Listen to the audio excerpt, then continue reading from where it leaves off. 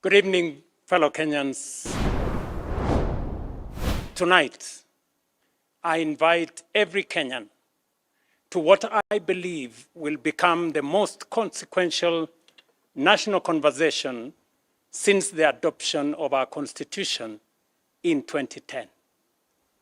A national conversation about Kenya's development charter. This is a national undertaking about the future of our republic, about the development imperatives enshrined in the articles of our Constitution, the attainment of the Constitution's high development aspirations, and the opportunities we owe future generations as a result. This national conversation must rise above politics, transcend electoral cycles, and unite us around a shared destiny. For 2 decades, Vision 2030 shaped our national development priorities, informed public policy, catalyzed investments, and most importantly, inspired the promulgation of our new Constitution.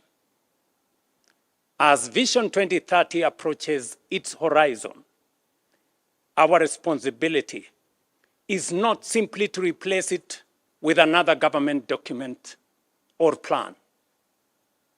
Our responsibility is far greater under the 2010 Constitution. That is, to craft a new national development charter that gives effect to the development imperatives enshrined in the Constitution and to decide together what kind of Kenya we want to build over the next generation and beyond. That conversation belongs to each one of us and to all of us. But before we decide where we should go next, we must first reflect honestly on the journey we have traveled. Since our independence more than 6 decades ago, the world has witnessed 3 great waves of industrialization and economic transformation, and Kenya has stood at the threshold of each one of them. Each wave lifted hundreds of millions of people out of poverty, transformed low-income economies into high-income nations, and created new centers of high economic growth, manufacturing, innovation, and global prosperity. The first unfolded between the 1960s and 80s. It involved the East Asian tigers, including South Korea, Singapore, Taiwan, and Hong Kong, which transformed themselves into prosperous, high-income, industrialized economies. The second was in the late 1970s. China, together with Malaysia, Thailand, Indonesia, and Mauritius, embarked on bold economic reforms that lifted hundreds of millions of their citizens out of poverty and transformed their economies into globally competitive manufacturing and investment hubs. The third wave began in the early 90s. Vietnam, India, Bangladesh, and Cape Verde embraced reforms, expanded exports, attracted investments, and fundamentally changed the trajectory of their economies within 1 generation. Our country was present in all these major developments, but we did not take full advantage of them. In 1965, for example, Kenya and South Korea each had a GDP per capita of approximately $110. Today, South Korea exceeds $36,000 compared to ours of $2,400, a multiple of 15. In 1980, when China began its economic reforms, its GDP per capita stood at approximately $200. Kenya's was then $450. China overtook us and today has a GDP per capita exceeding $14,000, a multiple of 6 compared to ours. When Vietnam embarked on economic reforms in the early 90s, Vietnam's income per person was roughly half ours.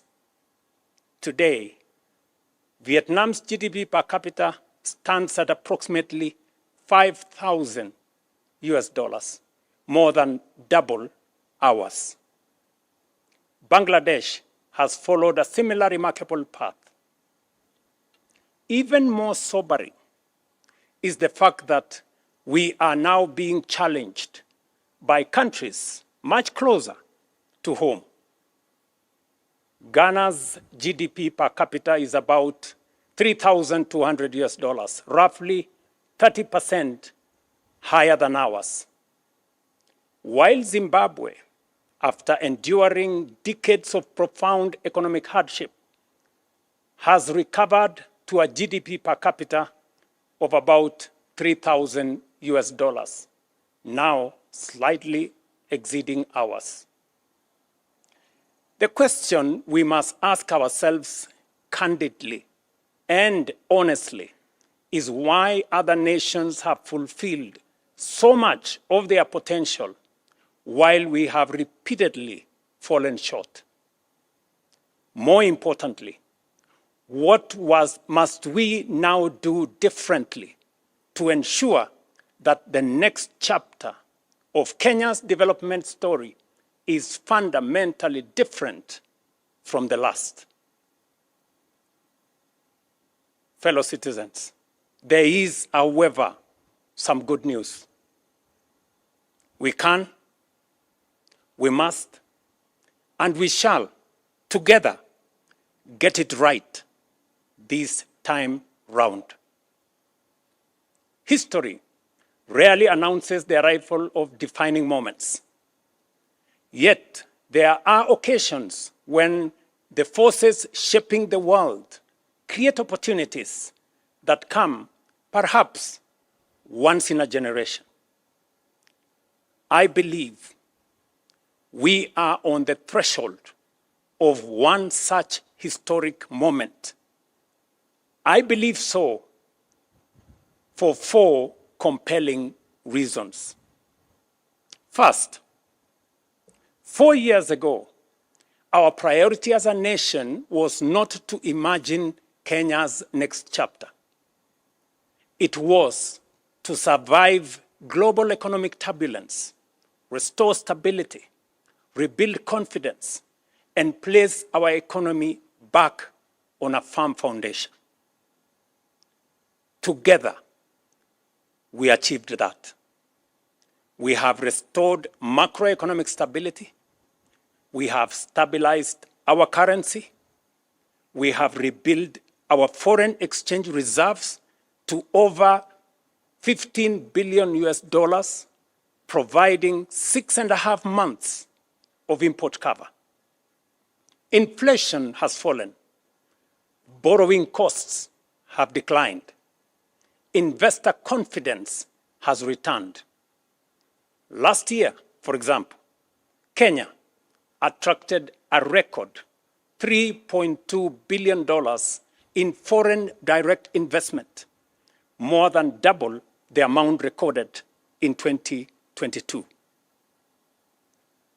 The 2025 IMD World Competitiveness Ranking placed Kenya as the most competitive economy in Africa, reflecting the confidence our reforms have restored.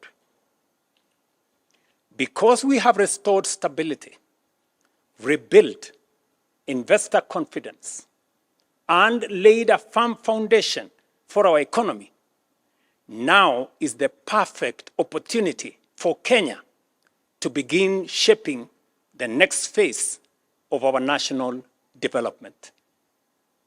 That is why, in my State of the Nation address last year, I challenged us to begin thinking beyond the immediate demands of today and to start imagining a futuristic roadmap for our nation. That was not simply a call to dream.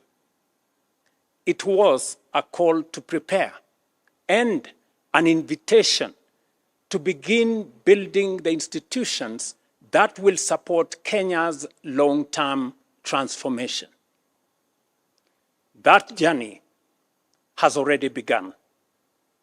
We have already established the National Infrastructure Fund to ensure the investments essential for Kenya's transformation are financed sustainably. It is also why we have established the Sovereign Wealth Fund to preserve and invest the wealth of our nation so that today's prosperity becomes tomorrow's opportunity, shared fairly between present and future generations. Together, these institutions represent more than new opportunities. They embody a philosophy of nation building that lasting prosperity is built through institutions that outlive governments, inspire long-term investment, safeguard intergenerational wealth, and provide confidence in our economy. The second reason why I believe this is our moment is because our current roadmap is approaching its destination. Vision 2030 has brought us this far, but it is approaching its horizon. It has served Kenya well.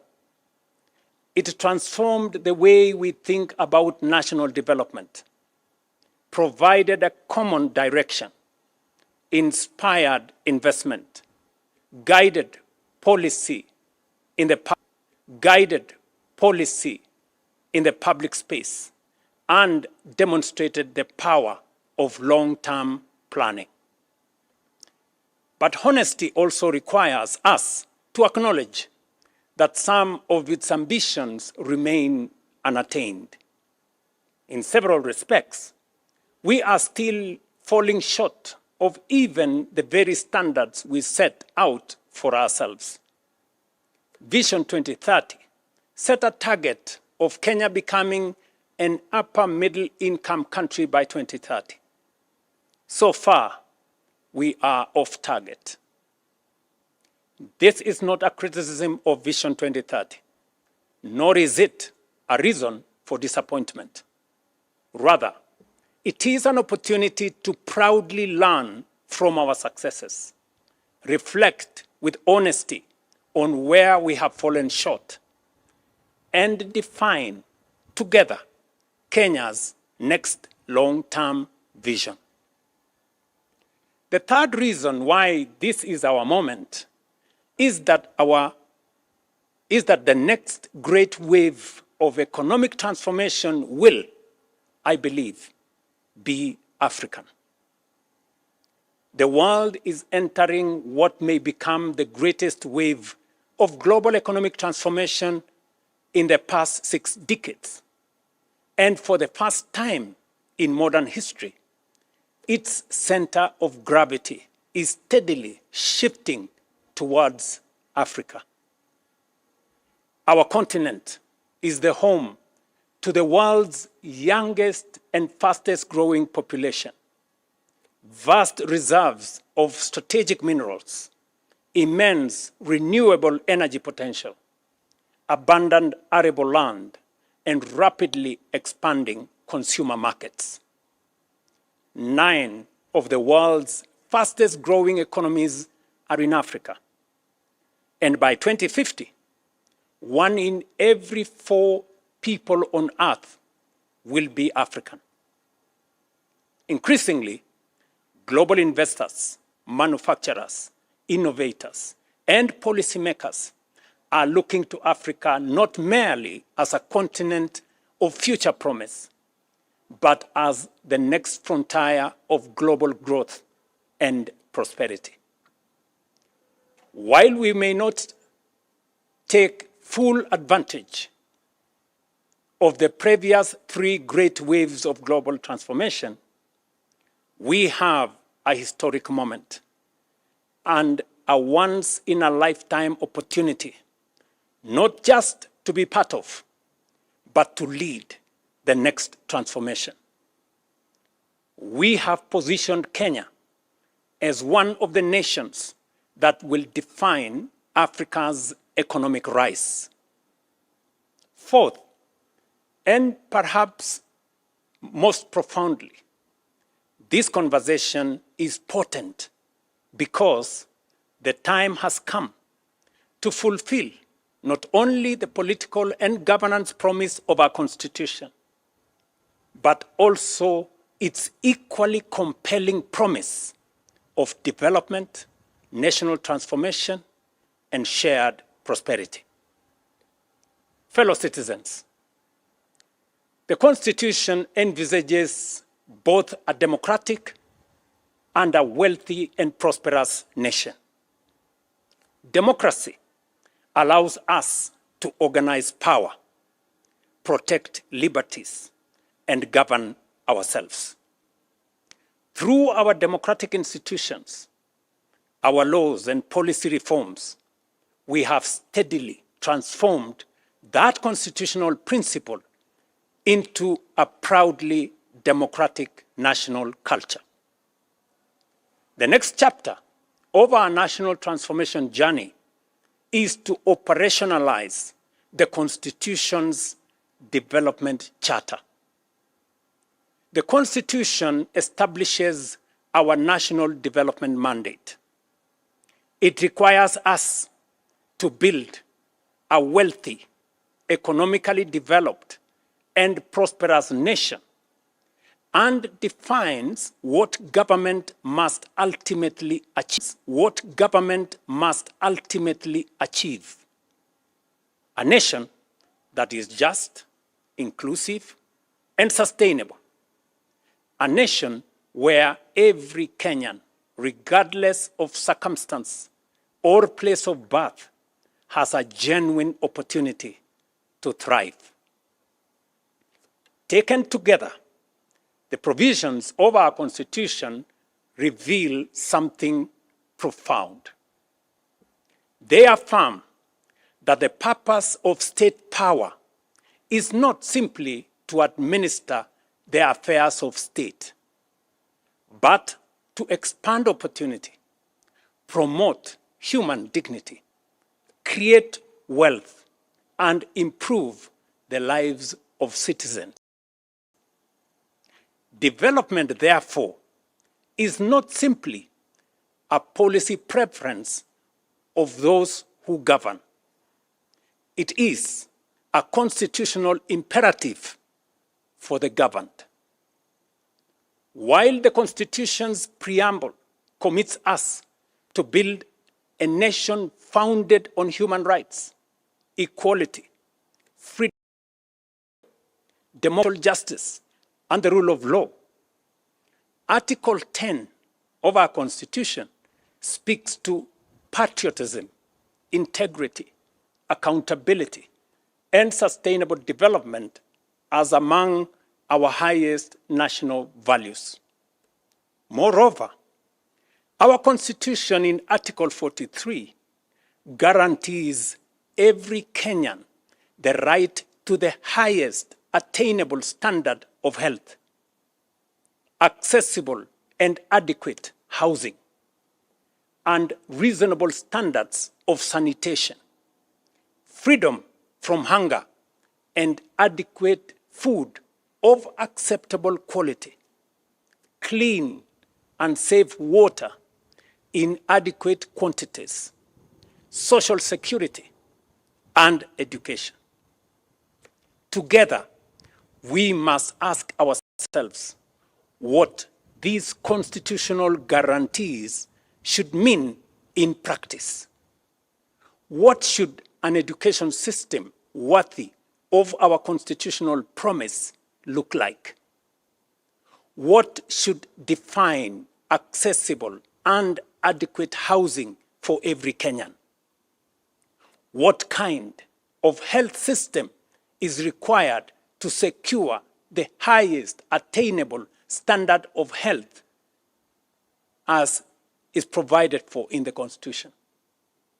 How do we ensure that no Kenyan experiences the indignity of hunger and that every family has access to adequate food of acceptable quality? How do we guarantee universal access to clean and safe water, meaningful social protection, and the opportunity for every citizen to live a life of dignity? Above all, what measurable outcomes should demonstrate that we are truly giving practical effect to these economic and social rights as contained in our Constitution? Equally, we have not defined with sufficient clarity what patriotism, equality, social justice, and sustainable development should demand of us as government, as institutions, leaders, or citizens. Yet, these constitutional aspirations cannot fulfill themselves. We must, as a nation, collectively define the standards by which they should be measured and establish a common national development charter for their realization. Until we do so, our development and progress will remain subject to the ebb and flow of political expediency, changing priorities, competing interpretations, and fluid guesswork. A national development charter for the attainment of these noble constitutional imperatives cannot be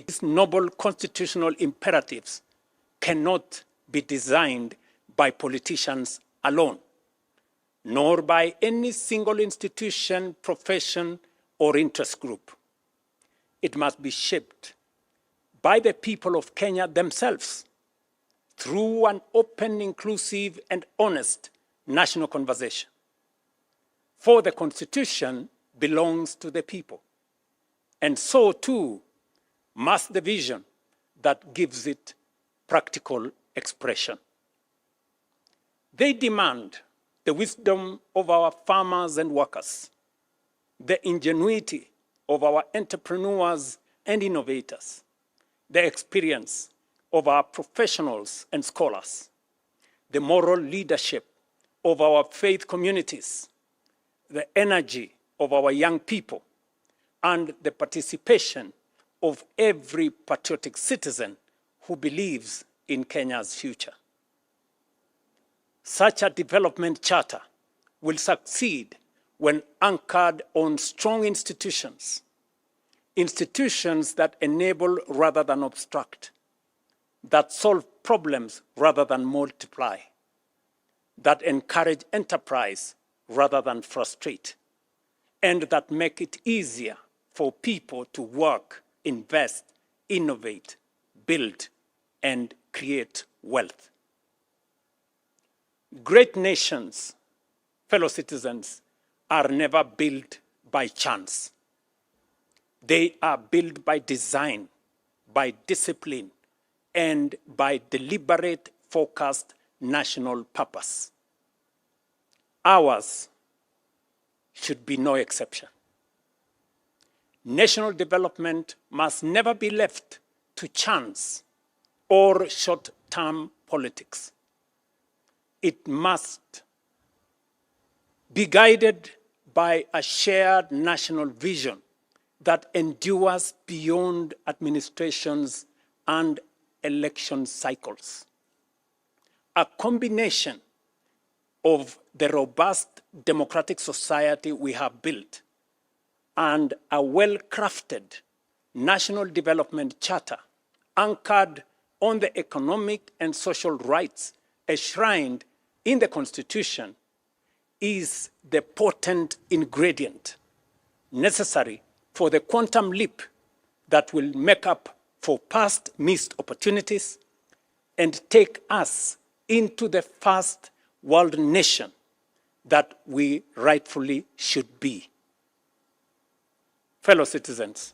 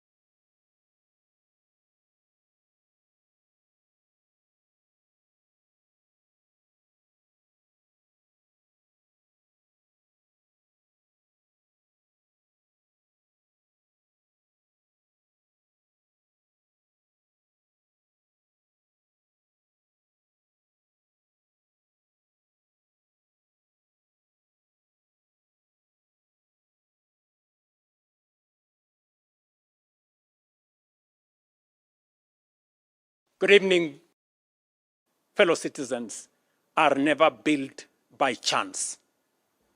They are built by design. They are built by design, by discipline, and by deliberate, focused national purpose. Ours should be no exception. Ours should be no exception. National development must never be left to chance or short-term politics. It must be guided by a shared national vision that endures beyond administrations and election cycles. A combination of the robust democratic society we have built and a well-crafted national development charter anchored on the economic and social rights enshrined in the Constitution is the potent ingredient necessary for the quantum leap that will make up for past missed opportunities and take us into the first world nation that we rightfully should be. Fellow citizens,